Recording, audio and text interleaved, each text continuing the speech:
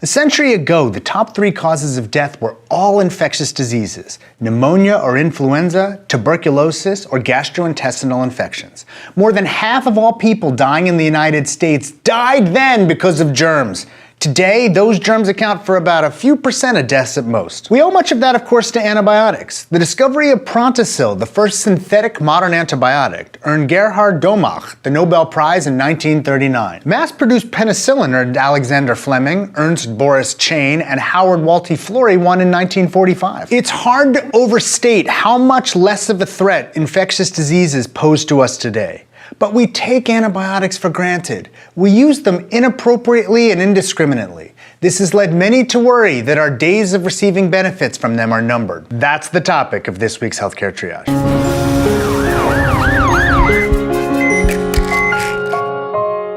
When I was a medical student, doctors around me were panicking about methicillin-resistant Staphylococcus aureus, or MRSA.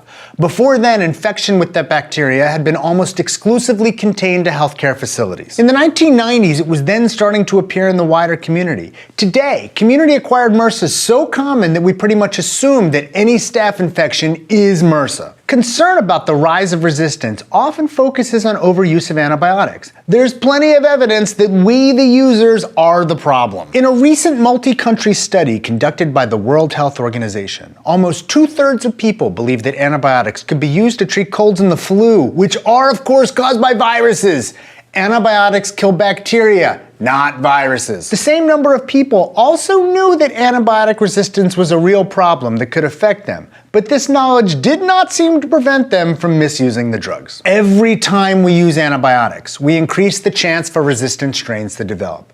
Bacteria are very good at the evolution game, and killing off more susceptible strains leaves the more resistant ones to fill the gap. Bacteria have also become good at transmitting resistance abilities through plasmids, which are small circular DNA molecules that can be transferred like a handoff from bacteria to bacteria without any reproduction. The widespread use of antibiotics in the raising of animals has clearly contributed to the development of resistance as well. The Food and Drug Administration estimates that more kilograms of antibiotics are sold in the United States for food-producing animals than for people. Animals are also where the most recent worry is focused. Until very recently, even as some E. coli have become resistant to nearly every antibiotic we have, they've remained susceptible to colistin, an old but rarely used, at least in humans, drug. Being old, though, the drug is cheap, and for that reason it's become popular to add colistin to animal feed in some countries, like China, in order to produce cheaper pork and other meats. In a recent report published in Lancet Infectious Diseases, scientists discovered colistin-resistant E. coli in 21% of slaughtered pigs in China. They found isolates in 15% of meat sold from those animals in retail sites.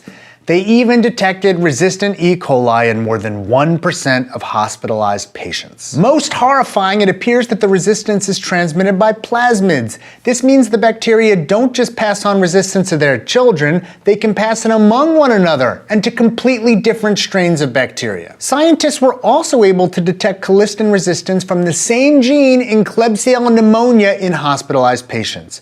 The accompanying editorial to the colistin report called this, and I'm quoting, "a major breach in our last line of defense." While the concern is reaching a fevered pitch, it's important to remember that resistance isn't new. We can't blame all of our problems on antibiotic overuse and misuse. Even the proper use of antibiotics will eventually lead to resistance. Our response to these setbacks has been to create new types of drugs. Penicillin-resistant Staphylococcus were already being seen in labs in 1940, a few years before mass-produced penicillin was introduced.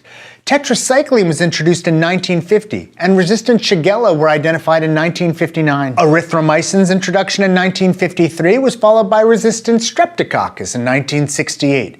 Gentamicin, developed in 1967, saw resistance in 1979.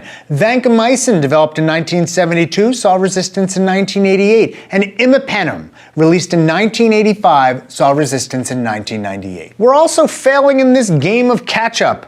15 of the 18 largest pharmaceutical companies have abandoned the antibiotic market entirely. Research funding in all areas of academia have been cut back significantly as well. While 19 new antibiotics were approved by the FDA from 1980 to 1984, only 13 were approved from 2000 to 2014. We aren't keeping pace with resistance. We can quibble about the exact cost of bringing a new drug to market, as I've done in previous episodes, but we can all agree it's a lot of money. Drugs in the United States are profitable when they're sold in great volume or when they're very expensive. Antibiotics as a class of drug provide a poor return on investment for pharmaceutical companies. They face low price and generic competition. Any breakthrough drug will almost certainly be held in reserve for only the most resistant cases, meaning there's not a huge immediate market for it when a company still has exclusivity. Many people have proposed new ways to incentivize and reward innovation. The G7 group is poised to coordinate action, as is the G20 group and the WHO. In Davos in January, nearly the entire drug industry agreed. It released a statement calling for big changes in how we pay for antibiotic research and development, including the idea of delinkage, or paying for value as opposed to volume of antibiotics sold. There are other glimmers of good news. The federal budget agreement passed late last year increased spending in this area by more than $375 million. Almost half of that went to the Centers for Disease Control to help prevent and monitor outbreaks. The National Institutes for Health received $100 million for antibiotic resistance research. The Biomedical Advanced Research and Development Authority also received an additional $96 million to help explore new drugs. Later this year, the agency will start an antibiotic research and development accelerator, with $30 million available each year over the next few years. It's this new drug investment that might bring the most hope. For many years, spending on antibiotic resistance research was flat.